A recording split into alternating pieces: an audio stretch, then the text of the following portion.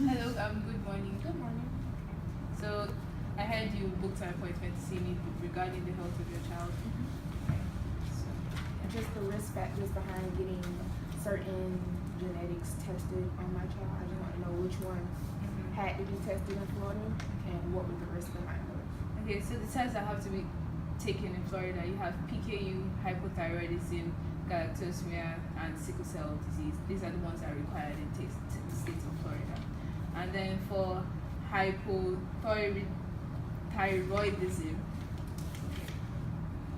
if you do not get this tested for your child, early as going on through the stage of her life, she may have like changes in her menstrual cycle, constipation, depression, and skin problems. For galactosemia, okay, well, there aren't any risks for actually, taking this test, but there are advantages instead. You get to prevent like the onset of, dietary issues at later on in life. So there aren't any risks for not taking this thing. Okay. For sickle cell disease, well, you have various treatments like bone marrow transplants and whatnot. If your child actually has this disease, there aren't any risk of getting disease tested as well. And this goes for the rest of the tests. There aren't any risk for taking them, just risk if you don't take them. Yes. Okay, so I'll go discuss things with my lawyer and call the insurance company to see how much everything will cost. Okay, that's fine. Thank you. And if you have any questions, just come back. Okay. Good morning. Good morning. How are you? I'm aware that you're here to see pricing for your child's screening. Yes, me and my lawyer.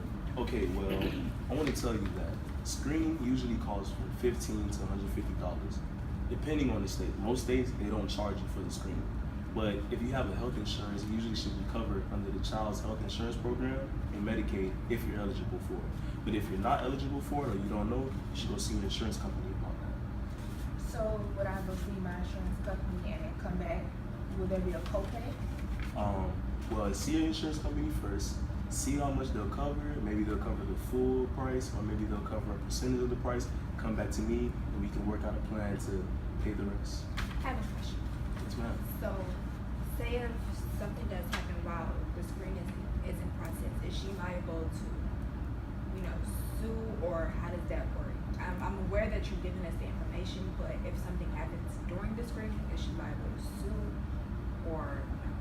Well, you have to go over that with the hospital's policies, which I'm not aware of, depending on what hospital you guys go to. Thank you. Good morning. Good morning. Okay. I'm coming to you today for my patient, Mrs. Dinkelberg. I was wondering what was the total cost for the screening? Well, the total cost of the screening would be like about $892 to $2,582 a month, depending on the child's age and then the severity of the disease. In the lifetime of a child span, I guess, it would be like $460,000. That's the median, how much it ranges from. I would say I've seen most cases be about $392,000 to $186,000. $186,000 would be discounted with insurance. Yeah. So, say if the genetic screening is positive and the baby does have these genetic disorders, are you guys willing to pay for the treatment and the medication? Well, of course, that's what the insurance is for, of course. But as far as that, the cost does rise with age. But I would say it's very beneficial to get the screening as a newborn. It's just $15 to $150 compared to if you weren't to get it and the disease worsens and goes undetected. It would be like about $3,000 in the whole. So it's better to get that, as a newborn. And as you were speaking to her about the newborn thing, is that the expanded testing program? What is that? Is it worth the cost of us paying for that? I mean, yes, early screening, more tests run, it just gives you a better, more accurate view of what's going on with the child. You wouldn't want to know exactly what's going on. Everyone's different. But as far as the cost, they all range about the same. Okay. And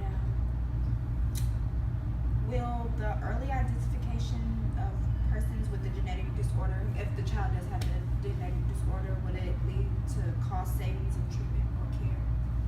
Yes, well, like I said, as an adult, the costs are significantly lower. Mhm. I would say the highest the cost would be between when they're at the early stages to when they're actually really old. So about that, it'll be about the same, but the savings would be very, very beneficial to get the insurance. Okay. Of course, most of the cost, about 60% of the cost, is paid for with the insurance. So early screening is definitely something you would want to do. Okay. Well, I'll meet with my client and we'll discuss this. But thank you for all the information.